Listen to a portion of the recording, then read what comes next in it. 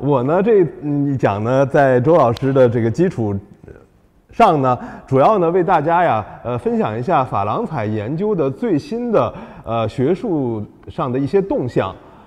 还有一个内容呢，就是我们呢看看这个珐琅彩哈，在清末民国期间是如何走出国门啊，到了一个世界视野之中的这样的一个大概的2个部分。大家看到这个珐琅东间啊，就是说从西方传到了东方啊，传到了这个清代的宫廷，是这样的一个脉络。刚才我们看到了很多周老师的分析，这里呢是一系列珐琅彩研究有关的图录啊，包括研究啊等等。北京故宫呢，大家最熟悉的是这2本图录哈，这2本图录里面呢，基本上把北京故宫的代表性的珐琅彩瓷器呢，都收录在里边。众所周知呢，珐琅彩瓷器呢，绝大部分呢，保管在台北故宫，所以呢，台北故宫博物院的一系列这个研究者啊，就进行了相当多的研究，也呢，迄今为止呢，办过多次的这个专题展览啊。我们看年份，画珐琅那应该是第1本啊，然后是这个蔡和璧老师的清宫中珐琅彩瓷特展。接下来呢是近年的这个金承续映啊，主要聚焦在雍正珐琅彩瓷器。最新的这一本呢是去年吧，聚焦在了乾隆年制珐琅彩瓷啊。这2本的都是这个台北故宫的于佩锦老师的最新的研究成果。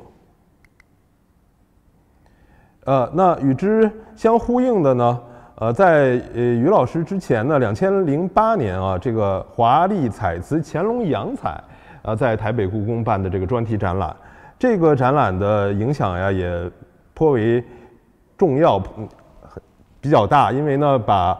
清宫档案里面的这个洋彩的这个概念呢重新把它梳理出来。在这个展览之后呢，我们在这个收藏界哈，包括艺术品市场上，这个洋彩的这个概念，洋彩的这个称呼呢，又重新的被大家呢提到了一个，重新叫回了洋彩的这个名称。日月光华这一本呢，是现在在台湾大学任教的施敬飞老师的作品，主要呢聚焦在了铜胎画珐琅的这一块儿主要以这个康雍乾的铜胎画珐琅为探讨的一个主要内容。在欧美呢，也有一系列的这个先行研究。你比如说詹宁斯先生的这本晚期中国瓷器，有一个章节专门探讨瓷胎画珐琅。Hummus 的这玉质啊，也是把当时世界上主要是以欧美私人藏家的一些重要的铜胎的呀，这个瓷胎的器物呢，集合在一起。我们现在看到的这只碗呢，就是康熙御制的这个团菊花的这个团花碗哈，团花碗应该就是现在在 Eskenazi 展览的那一件。周老师的这本著作。说到这个最新的研究成果呢，主要呢，康熙御制珐琅彩瓷器呢，因为大部分呢也是在两岸的故宫，在这个台北故宫呢，整理资料的时候啊，发现了一批这个草创时期的作品，这个呢，颇为重要。于佩锦老师呢，把这个介绍了出来。这批东西呢，一共呢是80多件。这批80多件里面呢，其中呢有几件哈，这是我在日本发表的一些这个关于珐琅彩的日本传世的哈，近年流传到日本的一些作品，这个先不管它。我们看到呢，这个在台北故宫发现的这个重新梳理出来的这个80余件哈，原来保存在景阳宫的这个瓷器里边呢，有几件呢可以被看作是珐琅彩的草创时期试验性的作品，它都是大明弘治年制的这个款制，但是呢，这个瓷器本身是康熙时候的。这个款呢，应该是一个寄托明代的一个款。过后我们看有几件这个比较重要的作品被介绍出来了。这是在故宫文物月刊上发表的这一篇，就是介绍康熙御制珐琅彩瓷的新发现的这个资料的介绍。那我们呢，知道呢，这个瓷胎画珐琅呢，可能是康熙官窑为后世留下的一个很重要的一个贡献啊。那呢，它分为了这个4类啊，主要是铜胎画珐琅、瓷胎画珐琅、宜兴胎画珐琅和料胎画珐琅。而且呢，比较重要的呢，都是康熙御制款啊，没有一件是大清康熙年制款的，也凸显了它的规格。那呢，其中呢19件这个宜兴胎画珐琅的器物呢，都收藏在这个台北故宫啊。北京故宫呢有一件残的宜兴胎画珐琅的一个残壶，那个款制呢是一个僧人进贡宫廷的这样的一个款制，所以呢那个能不能和我们看到台北故宫这19件完全是一个这个平台上加以探讨的，还有待商榷。那在这个4种里边呢，瓷胎的可能世界上统计起来啊，也就是不足100件，可能也就是几十件瓷胎的康熙御制的这个画珐琅的东西。最少的呢是料胎的，料胎的东西是最少，也就是玻璃胎画珐琅。铜胎的可能相对多一点，因为它的起始时间应该比其他的3类呢也更早一些。康熙32年宫廷珐琅座的设置非常重要。那早期的活动呢，并不是十分的清晰，但是呢，到了康熙的最晚期，55到61年的这个阶段呢，有一系列的动向呢，说明康熙皇帝对于烧造瓷胎画珐琅倾注了极大的热情，包括当时的意大利传教士马国贤Matteo Lippa 和这个郎世宁2位呢，都呢曾经呢受皇帝之命从事过画珐琅的绘制，因为呢他们给这个教廷的这个信里面明确的说到了这个事儿，说我们2个呢这个受皇帝之命进行画珐琅的工作，但是呢为了免于受到宫廷的奴役，故意画的非常丑，非常的粗糙这样呢才逃脱了这个皇帝一系列的监视，有这样的一段。所以呢看来呢这2位呢都是参与了他们的草创时期的活动。那在这个康熙58年的时候呢，这个康熙皇帝呢有一道这个评语说珐琅等物宫中所造已甚佳。看来呢在这个康熙最晚期的这几年里边呢，瓷胎画珐琅达到了一个相对飞跃的这么样的一个进步和高度。很多人都参与到了这个烧造瓷胎珐琅的这项工作里边。你包括刚才周老师提到的这个江宁织造曹家，也应该是负责了相应的工作起了一个相应的作用。那具体起的什么作用，这个可能还需要大家的进一步的探讨你比如说，在康熙42年的时候，这个高士奇一位重臣就和康熙皇帝有一段对话说这个画珐琅与成否有关政治，今中国所造远胜西洋矣。就说这是一个政治高度的问题是能不能烧好这个画珐琅的东西。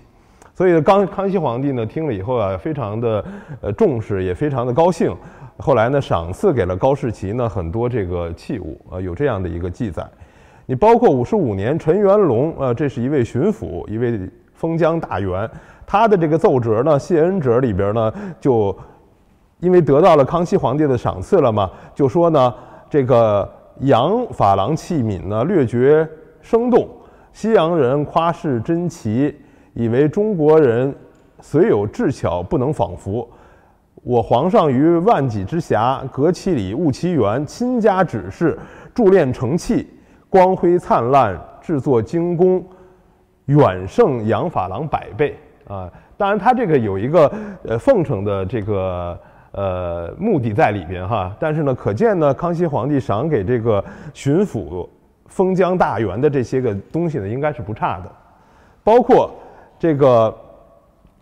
康熙57年，杨林啊，这是广州巡抚杨林。这位杨林啊非常重要，他呢，在康熙晚期呢，推荐了很多广州地区的能工巧匠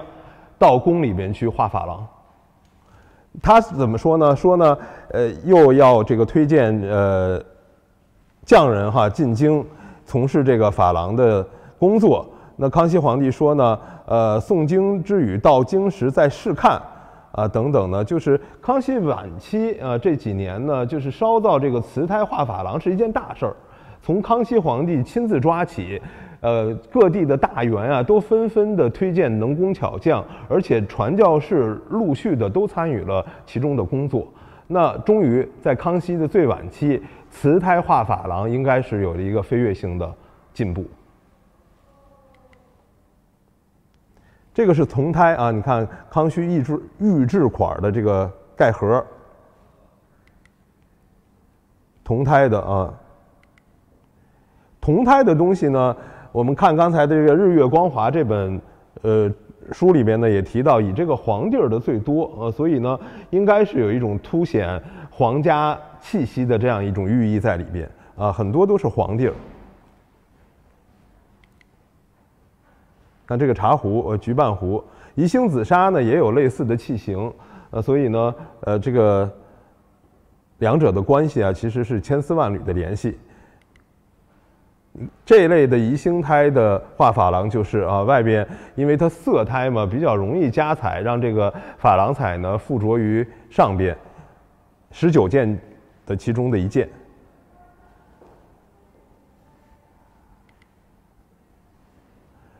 这个瑞果碗也很出名，也是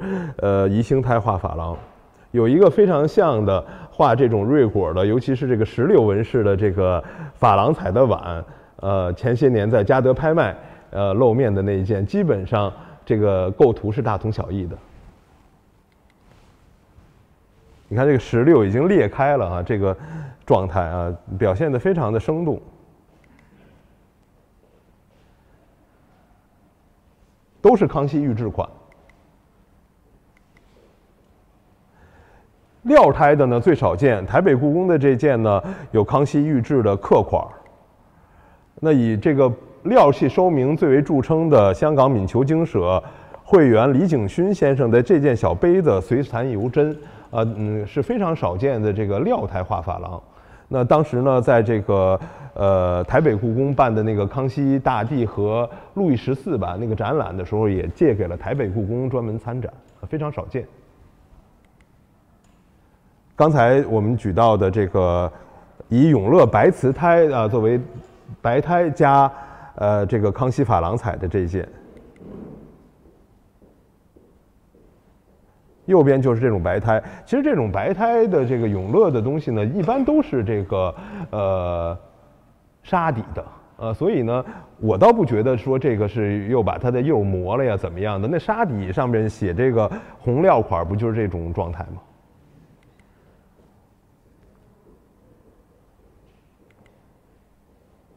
这个就是那件16纹的碗。这类的色地儿的这个画珐琅，这件碗也是和刚才台北故宫的宜兴胎的那个画牡丹纹的那个盖碗呀，其实是如出一辙，非常的精美。外边的这个色胎上加彩的这个痕迹也很明显，所以有这种比较这个参差不平的这种质地感因为它外边没有釉嘛。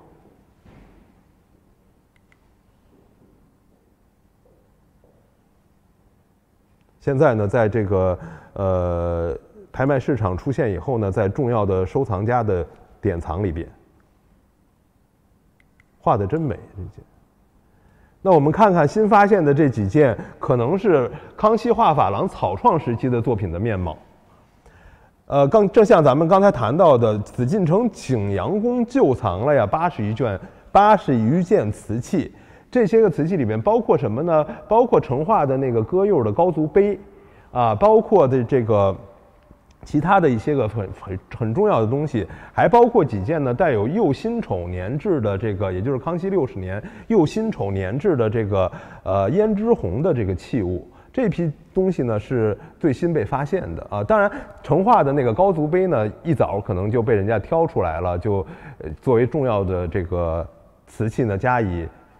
介绍。但是呢，有几件呢里边是带有大明弘治年制款制的这个器物呢，是从来没有被介绍过的。你比如说这件。这件周老师就是咱们新发现的这个台北故宫的这个东西哈，大明弘治年制款。那据这个于佩锦老师的这个研究呢，他们认为呢有机会是康熙瓷胎画珐琅的一个草创的东西。有几件啊，画西洋人物的好像只有刚才那一件，但是你看这一件就是写的是弘治款，但是这个弘治款一看就是康熙的仿款啊。上边也是色地儿画花卉，这件也是哈，但就基本上是同类的东西啊。这个弘治款用咱们现在的眼光看呢，那一定是康熙的这个写法，包括很多的器物都是这种的书体嘛。那你看这个很有意思的，我找到了北京故宫的一件这个白瓷碗。这个白瓷碗呢也是弘治款，你看这个弘治和刚才的弘治写的基本上是如出一辙的。但是大家注意，这个白瓷碗这个可不是外边是色胎的，这个可是满釉的，所以呢看来不一定说是草创时期一定要用色胎的怎么样的，可能是大家都是在反复用各种东西加以试验。对，这个白瓷碗呢就是在北京故宫收藏的。那为什么要专门用这个弘治款来这个加珐琅彩来试验烧呢？我认为呢是和这个敬圣惜字的这个考虑有关。因为你草创时期你这个烧烂了的话，那个款怎么办呀？对吧？所以呢，这个呢也有文献的根据。你比如说康熙中期叶梦珠的《月事篇》里边就提到了啊，当时呢这个瓷器这个破损以后，扔在这个地里边任人踩踏哈。这个马呀、牛啊、牲口啊等等啊，都在那儿这个走来走去的哈，非常的对这个年款是不敬的。所以康熙的东西很多呢，它是没有款的啊，有的呢，这个写款的这件事儿呢，其实在康熙时期也是有很多不同的这个声音你比如说《月事篇》里边就你看人家说底下有这个盏哈，这个盏。杯子底下老写着呢某某年精制等等，以后呢打烂了，那沦落在污泥里边啊，被这个牛马所践踏。那这个朝代的年号这个字儿还在，非常的这个不敬啊，有这样的一个记载。所以烧造珐琅彩的这些实验品，它要用这个弘治款，我是这样的一个判断。那我们看这个，由于档案的公开呢，对于这个清代宫廷的各类艺术品包括官窑瓷器，大家的认识呢都有了一个飞跃性的进展。那这55本吧，这个第一档案馆和中文大学文物馆合编的这个档案总会呢，就提供了非常重要的依据。刚才我们周老师的这个也提到，这个养心殿造办处。等等的这个各种作坊，好像一共能达到60多处啊，有画作呀、玉作啊、铜作啊、木作、珐琅作，和咱们今天的主题密切相关，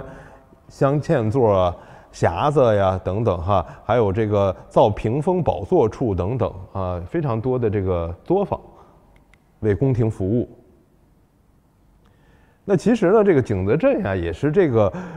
造办处的众多机构的一个在外地的分支机构啊，所以我们看这个活记档里边呢，它记得很清楚，和这个珐琅座等等的，他说到景德镇瓷器的时候，就是江西的那个条目，或者是江西烧瓷处的这个条目。那其实呢，它都是受到一个整个的这样的一个宫廷的一个管控的。那正是因为如此，那负责瓷器的都是这个内务府出身的官僚啊，所以雍正6年，唐英也是顶着内务府员外郎的头衔去到景德镇负责实际的窑务，和内务府总管年希尧呢进行配合，因为年希尧呢平常呢他不在景德镇，唐英就去和他呢相互呼应，相互的督烧瓷器。所以呢，到了雍正13年，大家看这个《陶城记事碑记》里边呢有57种的这个彩釉都罗列出来了，对吧？但是呢，其中就有我们今天说的这个珐琅彩，只有这个珐琅彩不是从始至终都在景德镇完成的，它的这个加彩是在造办处在珐琅座完成的。但是呢，这个技术的交流和互动啊，非常的密切，而且呢，也是你中有我，我中有你。你看，在雍正6年的时候哈，这不是这个在宫廷里边也烧制成功了很多珐琅料，对吧？这9种的这个珐琅料，包括还有新增的9种的珐琅料啊等等哈，都在这个造办处烧制成功了。也就是说，珐琅料可以不依赖于进口了。这是雍正6年，而且雍正6年的时候呢，还说呢，让这个年希尧把这个月白色和松花色，让年希尧去景德镇烧瓷器啊，就说呢，景德镇烧的这个瓷器上的料，其实呢也是用的宫里边烧制成功的这个珐琅料烧的，那可能就是咱们今天说的雍正粉彩的一些很精美的器物，它这个料也应该是用珐琅料烧制出来的。这不是写了吗？啊，有多少给年希尧烧瓷器用啊？主要说的是月白色和松花色这2种。那这个一些相关的记载呢，其实非常的清楚了。刚才的幻灯里边也有哈，像这种雍正的这种诗书画印的形式，这个可能是雍正偏晚期成熟的一种构图。对吧？因为你看这个是雍正9年的，说的非常清楚。雍正皇帝说什么呢？将瓷碗上多半面画绿竹，少半面让谁呢？代临篆字，言诗诵题，对吧？你说的多细致啊！多半面和少半面，把这个结构搭配都给你命令出来了，对吧？所以说雍正皇帝真是一个这个事无巨细的人。多半面，你看确实是这样，多半面是这个竹石图，少半面是这个诗文，而且呢，这个谁写的呢？代临写的，所以这个是雍正9年，看来是雍正9年达到了一个诗书画印的一个成熟的高峰。因为雍正早期呢，你看雍正这个康熙59年到这个雍正5年啊，其实是这个安爻。我们通过这个档案的记载，现在呢，那是这个安尚义和安宜周父子他们一个共祠的这个制度，所以这个雍正5年派了赵元先去景德镇，有一个过渡交接，然后雍正6年是唐英去的嘛，所以说。那在康熙59年到雍正5年的这几个阶段，有没有珐琅彩，或者是说，到底是一个什么样的具体面貌，这个很值得推敲。你那个都是人家安爻的供词，你有白胎吗？对吧？但是这个康熙晚期到雍正早期的这个安爻的这个阶段呀，我觉得非常特殊。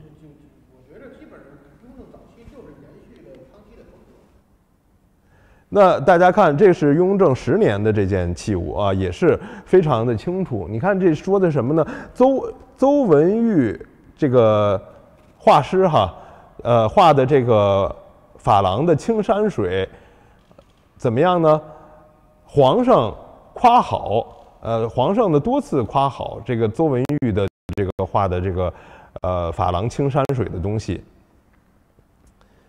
所以怎么样呢？从库银里边呢赏10两的银子给这个邹文玉啊，所以也是雍正晚期谁画的怎么样都说得非常清楚。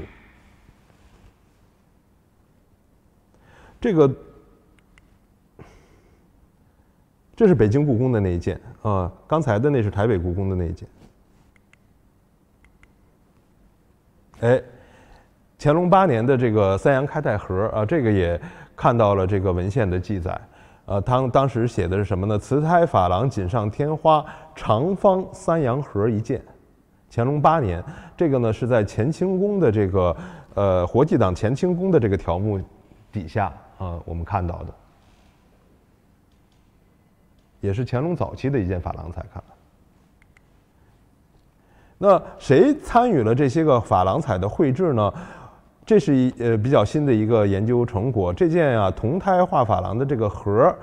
底下呢留下了胡思明的这个落款儿。大家很奇怪，说这个怎么匠人还能留下落款呢？这是为什么呢？就是试验这个几位匠人的手艺，这个叫珐琅片儿。那试验几位匠人的手艺，皇帝啊要包括内务府大臣呀要去这个甄选嘛，所以在后边他留下了这个作者的名字了。后来皇帝觉得这个画的挺好的，就改装成了这个盖盒的一个形式了。所以底下我们看见了胡思明的这个落款。那这个人呢是广东籍的。广东的一个画师，后来呢就到了这个珐琅座去服务了。这个是乾隆6年，我记得。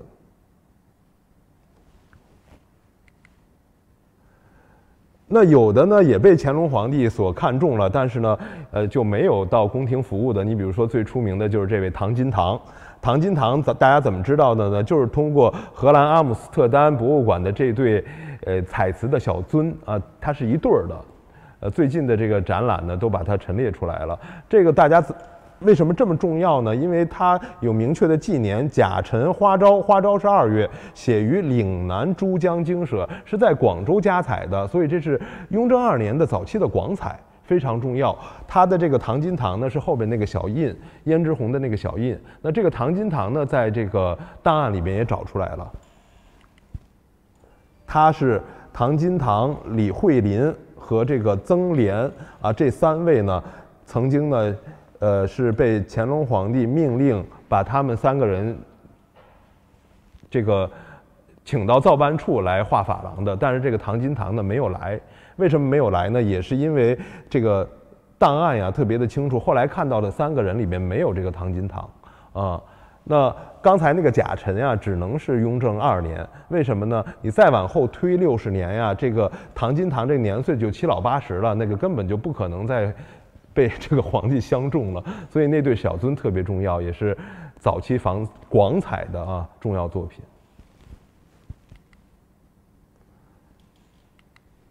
你看乾隆的这个珐琅彩的东西呢，往往这个特征其实也是在康熙、雍正很少见到的，是在里边也画纹饰，和这件碗同样的一对儿的，在这个法国的这个军委美术馆。那这个有釉无釉白瓷器、无釉白瓷碗等等呢，都是在活纪档里边呢出现的这个名词，所以呢，它有的是外壁是色胎的，有的呢是内外都有釉的，等等，非常的不同。而且呢，这个色胎在雍正时候也年系窑进贡了400多件，所以说不是说这个外壁色胎的东西只有在康熙时候出现。你看这不是吗？460件是雍正7年这个年系窑进贡的素白瓷，也有不釉的，也有有釉的。对，这件乾隆的蒜头皮儿就是留下了白胎。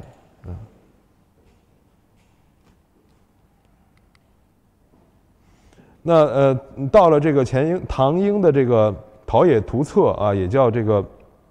陶冶图编次》。等等，陶冶图说有各种的名称啊。大家去这个故宫的武英殿陶瓷馆，现在呢就把这个呢弄成一个屏风的一个状态，在室外呢进行陈列。原件是收藏在台北的这个私家藏品里边，这个很重要，是乾隆8年的。那里边呢就写到了圆琢洋彩的这个地方呢，就提到了这个洋彩所用颜料与珐琅色同看来这个洋彩用的也是珐琅料，这唐英的原话。所以呢，为什么说乾隆这个早期以后珐琅彩就慢慢的走向一个式微呢？我觉得就和这个洋彩的异军突起有很大的关系。因为你看洋彩的这个工艺，它的这个技术，它所表现的这个意境，都和珐琅彩基本上达到了一个并驾齐驱的一个程度。这一套东西是乾隆7年的有明确的记载。乾隆年制瓷胎洋彩红地儿团花山水扇碗一对儿，而且呢，在这个活纪档里边，乾隆7年江西，你看它这个条目里边也都明确的记载下来了。这是那个关汝称名品的那个乾隆皇帝咏挂皮儿的那首名诗啊，出现在各种器物上边，就是从乾隆7年开始啊。乾隆皇帝非常喜欢这首诗，各个器物上呢都能见得到。那这个呢，关汝称名品，新瓶质更佳，是专门他称颂这个教瓶，也就是咱们说的璧皮儿的这类器型的一首诗。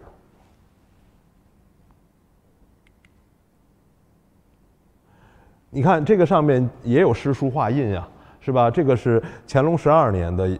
乾隆12年当时的活纪档的原文叫“阳彩东青地儿，四团山水向尔海棠尊”，对吧？说的一定就是他，没有别的这个机会了。那这是国家博物馆的那一件，我们看英国还有可能当时是烧了几对儿。那你要诗文的话，这是乾隆自己的御制诗。在上边，你要后边还有这个乾隆的这个小印，你要这个诗书画印的也都是齐全的，所以这一类的东西的烧制成功，其实就和珐琅彩所追求的高度是乾隆皇帝的热情也不高了，意义也不大了。因为洋彩代表的都是乾隆的风格。嗯，是。所以基本上它重心放大，还有一个洋彩。上面更多的诗文是大部分是他自己。哎，对了，他自己的这个御制诗文，但是珐琅彩上面的御制诗文一般都是唐宋的先贤的诗句，有的还是集句，这儿有半句，那半句，它不是一首诗的，最后呢，我们看看这个珐琅彩的研究和流通的历史，这本书应该是珐琅彩专著的第1号啊。33年杨孝谷这位啊，好像是他参与了这个清宫善后委员会的一些相应的工作啊，他呢这个就非常的关心这个清史的旧藏。那呢由于有这个关系吧，他就把珐琅彩上边的这个诗句啊等等都记录下来。33年在海王村公园内雅韵斋出版发行了这个《古月轩词考》。这应该是第1号。那进入国际视野的这个珐琅彩应该是35年、36年参加伦敦中国艺术国际展览会的这个时期，是一个高峰，是一个很重要的一件事儿。因为呢，国民政府把这个故宫清宫旧藏的珐琅彩几十件拿到了这个英国 Royal Academy 皇家艺术中心去参展了。这是这个国民政府当时的那个出的那个4本书里边的那个瓷器的那一本，哎，看从康熙开始，雍正的这一系列器物，乾隆的这个负责瓷器的这个相关事务的，就是末代督陶官郭宝昌。给袁世凯烧瓷器的这个郭宝昌，他这个选的这个器物，参与的这项工作，而且呢，正是因为这项展览，把很多洋彩的东西呢，原来的名称是洋彩，在这个展览里边呢，就定成了粉彩，所以呢，这个也是洋彩和粉彩到近世以来混淆的一个开端啊。包括这个铜胎的东西包括这个料胎的东西，都拿到了这个英国去参加展览包括还有欧美藏家的很多的重要的这个中国历朝历代的各个门类的艺术品，所以可以说是空前绝后的一次展览。我们看看郭宝昌收藏的珐琅彩，这个资料很少见到这是志斋瓷城应该是30年代、40年代这个出版，因为他好像是40年代就过世了。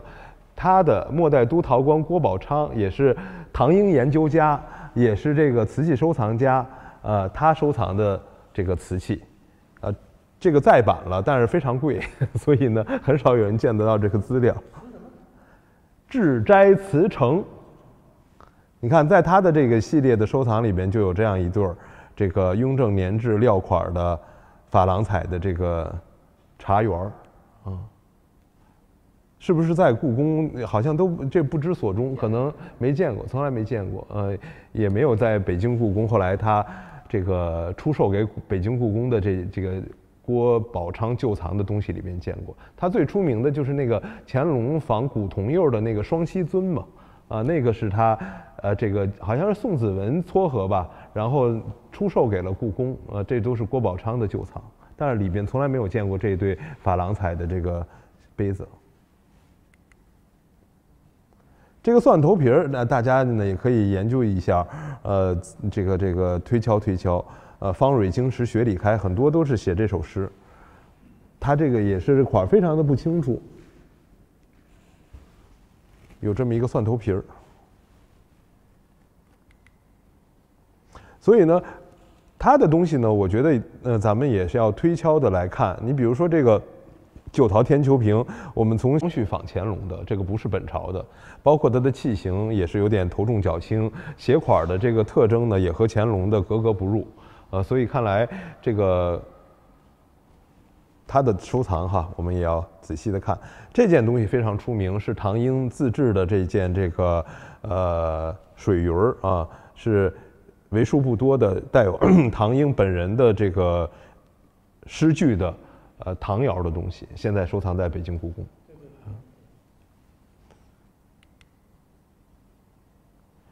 那在国外呢，以这个大维德爵士的收藏呢，最为出名啊。这个是霍普逊为他呢编著的这本《大维德所藏中国陶瓷图录》，也是30年代吧，我记得。他呢很有意思，这本书里边很多呢，他写了来源了。所以这个信息很重要。你比如说第1号的这个枕头，它写的是钧窑的这个枕头，你看明显的它就告诉你这是 Imperial Collection 北京，那也就是说呢出自紫禁城，那就是大家所广为这个谈起的，可能是抵押给盐业银行以后这个大维德爵士收购下来的那批东西，以宋瓷为主。你看这些都是。鱼耳炉也是，这都明确的说明了 From the Imperial Collection 北京。但是珐琅彩呢，大家看啊，就没有这个清宫旧藏的。